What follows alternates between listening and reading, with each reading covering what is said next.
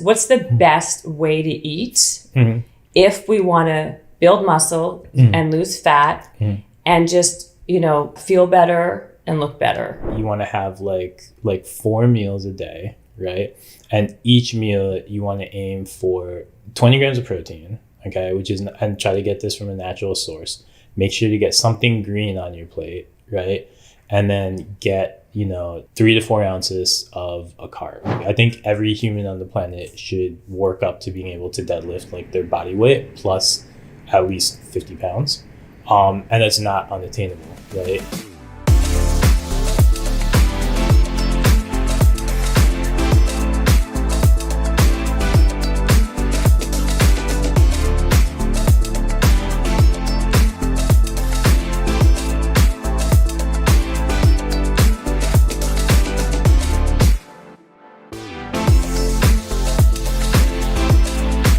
It's not about what quote unquote diet you're following. It's about, again, what I said, and that's why if I was sitting where you were and you were interviewing me, I would say that it does make a difference about the amount you eat. Yeah. Not so much, and what you eat is what I would say. Not necessarily the time you're eating it and all that other stuff that goes with it. Yeah, like all of the time you're eating it has like, I think bodybuilders do multiple meals. Right. What I'm saying, the time, if you don't eat until noon whatever I'm saying, that I think the more that those are also based on your body can't break down food. Like we overeat and therefore we're stuck with all this food in us because we're not digesting it because we're eating so much of it. So like having enough time to digest your food is really good for your system. Yeah. It's interesting because to bring the conversation, full circle, that's like intermittent fasting is part of where you get the whole calories in, calories out idea. Because it's like, I'm going to take all my calories in like 2 meals spaced in whatever it is, 4 hours, right? Yeah, 4. I think 8's the beginning. I think 8's for beginners. Or most people. Yeah, I think. I believe it's 8. You're right. But that, and so that gets reduced to calories in. I think calories in, calories out was it's like a well-meaning idea, and it was basically the way people are telling you to eat is so complicated. So it's like, let's just reduce it to this. Yes. But then we get so reductive with it that it becomes counterproductive in its own way. How about like, how about this? What's the best way to eat if we want to build muscle and lose fat and just, feel better and look better? What would be, in your opinion? How I would say you want to have like 4 meals a day, right? And each meal you want to aim for 20 grams of protein, okay? And try to get this from a natural source. Make sure to get something green on your plate, right? And then get, 3 to 4 ounces of a carb. And if you do that, right, and then you want to ideally have some kind of water on the side. And if you do that, not some kind of water. I have this water. BLK water. BLK water. But BLK water is actually perfect, right? So I think if you do that, it checks a lot of boxes. And again, there's variety in there, right? Because your 20 grams of protein can be eggs or chicken or fish, right? And your green vegetable can be something different every time. You're checking a lot of boxes in terms of getting fiber in your system, which is really good. You're checking a lot of boxes with the protein, which your body needs. We're not eating enough fiber though, as a society, and how do we, we should up that for sure. Yeah, I think it's interesting because I think we've come a long way in the fiber conversation and it's funny because I love white rice.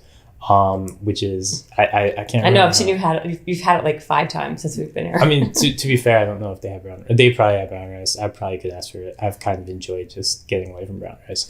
Yeah. But I think. By the way, white rice is supposed to be better than brown rice. Did you know that? I haven't heard this. Oh, you should Google it.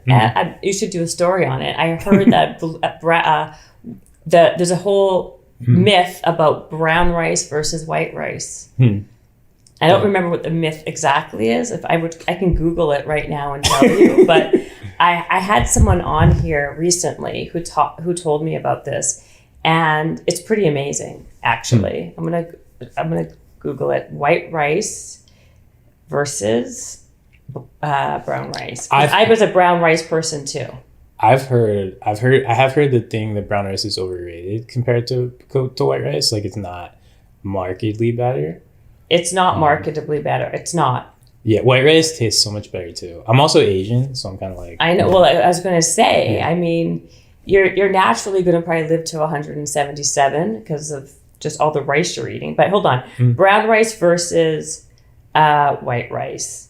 Okay, if you look at the breakdown, it's actually...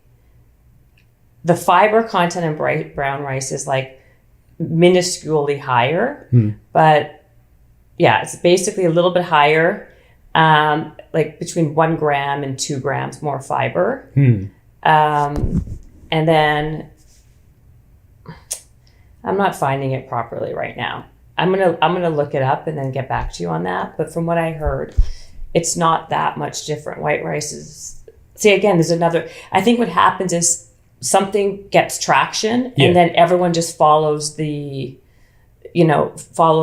And this could be happening right now with I heard something about white rice and now I'm following that whole thing. So don't take my word for it. I think I could have sworn I heard someone mention that to me, and they were like they were a leading nutritionist. So I'll try to find that information. But that's again why I'm big into like, it's like if you kind of loosely follow, if everybody loosely followed what I'm saying, right? They're covered. But choose your own carb. Don't let the internet choose it for you, right? Yeah. Choose your own mixed vegetable. Like a sweet potato versus a white potato. It's like a russet potato. Yeah, it's like at a high level, if you're like planning to try out for like, or like Olympics, a competition or something. Exactly. But then that matters. Right. But, so for the average person who wants to like look a little bit more lean and healthy and fit, have white rice or brown rice. It's not going to make... It's so nominally different. It's not. It doesn't make a difference. Okay, let's talk about aging and muscle. Like how do we do this and do it well? Because we do break down more muscle as we age. Yeah. So how do we... So that's interesting because the older we get, the more precise we have to get with all of this stuff. Like the healthier we have to eat, and I mean, so isn't building muscle when we're older? Like I believe after 40, especially for men, sarcopenia becomes like a major issue. I think the two things we want to do, or there are 3 things we want to do. First off, and this is kind of one of those things we're told by kind of modern fitness, right? Is you've got to do the kind of big exercises, right? You have to lift heavy, okay? And older people should definitely try to lift heavy. I think every human on the planet should work up to being able to deadlift like their body weight plus at least 50 pounds. And that's not unattainable, right? And you have to take your time to work up there. So I think older people shouldn't be afraid to lift heavy. They should do that at least twice a week.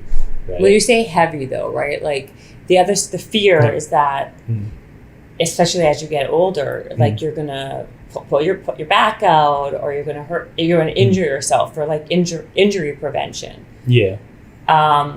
So you're saying that shouldn't be something that we focus on? Yeah, I think 2 things. One, I think for a lot of... Or do challenging stuff, but go ahead. Yeah, exactly. It's mainly like challenge yourself. Like again, working up to that heavy part, working up to say your body weight plus 50 pounds on a deadlift, you might want a trainer for that, right? You want somebody around who can kind of help you master your form, or you want to like watch like a clinic I'll give on the deadlift online with you in like 3 weeks, right? I just think don't be afraid of heavier weights, right? And the key is the rep scheme, right?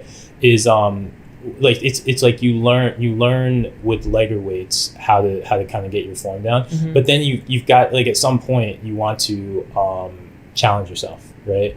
And you're going to keep the reps low. You're going to do like 1 or 2 reps, and that's fine. I think a lot of people get caught up in, again, more work, right?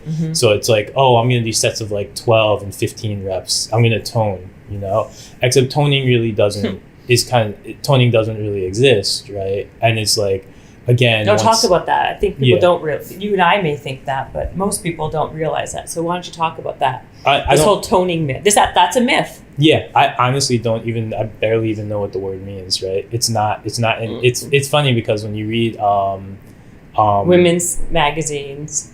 Do women's magazines say it? I don't read. That's all they say is like, tone your, upper body, toning your arms. The word tone or toning is like synonymous with, abs. You know what I mean? Like it's a very common word. It's interesting because we literally, I'm actually trying to think back to the last time I used it in men's health. I've been in men's health for 4.5 years now, and the answer is never. Like, because women use the word toning. I don't think men ever use the word toning. Yeah, I think it's almost like I feel like it got caught up in societal kind of because of that whole well we can't say build muscle to women, right? And we can't and bulking freaks them out, right? So here we're gonna get them lifting weights because it's gonna tone them, whatever. I honestly don't know what the word means. It means like not like kind of like. It's like, again, the opposite of flabby would be toned, I guess. I don't know. These are all like, this is exactly my point. And that's why I wanted to talk to you and have you on, is because I think so much of everything is all marketing and branding. And it's not necessarily accurate or true. Yeah. It's just what we've like been conditioned to think because we see it and hear about it all the time, and especially with social media, and every ding dong now on social media is a fitness expert, which is a problem. Yeah. Because most people are getting paid for everything that they're doing, or they have no clue what they're doing. So either option's terrible. So having someone who's a trusted resource like you, who actually takes it super seriously and like learns about this constantly, is, I think, a really important thing to talk about, because you get like analysis paralysis and overwhelmed at all the different information that's out there. Yeah, and I think that is what it, you're right. It is so much kind of like marketing and spin, and it gets confusing for people. That's why I'm confused, and that's what I do for a living practically. You know what I mean? I don't even know anymore. I'm like I don't know. Maybe I'm like the brown rice, white rice thing. I'm even confused because I'm like, okay, well, I mean, this trusted resource told me, and then I look and now I can't find it. But then I'm sure if I don't have the time right this second, but if you dig around long enough for anything, you can back up that resource, right? Yeah, exactly. Yeah, because the internet is a treasure trove of confirmation bias, which is really exactly. It's toning is, but I think toning is like the woman way, and don't take that the wrong way. But it's kind of rude. Get off my podcast. I'm just joking. It sounds like it's in all the women's magazines. So it's basically like, because I feel like guys try to like cut, rip, shred. It's basically the equivalent to that. But it is cut, rip. Okay, so for guys, it's cut, rip, shred, build. Yeah. Women, it's tone. What else? Chisel, maybe. It's mostly just tone, isn't it? Tone. Yeah. Tone or burn. Yeah. Burn's a big one. Yeah. Like burn fat. Tone your midsection. Yeah. So they're like, it's like, and the guy terms, if you will, are just edgier versions.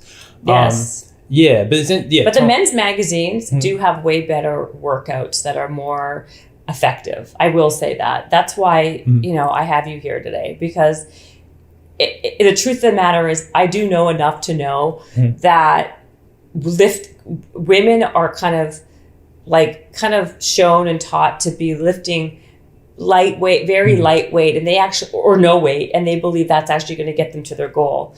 When the truth of the matter is you do need to lift heavy and heavier and challenge yourself, because that's how you get results.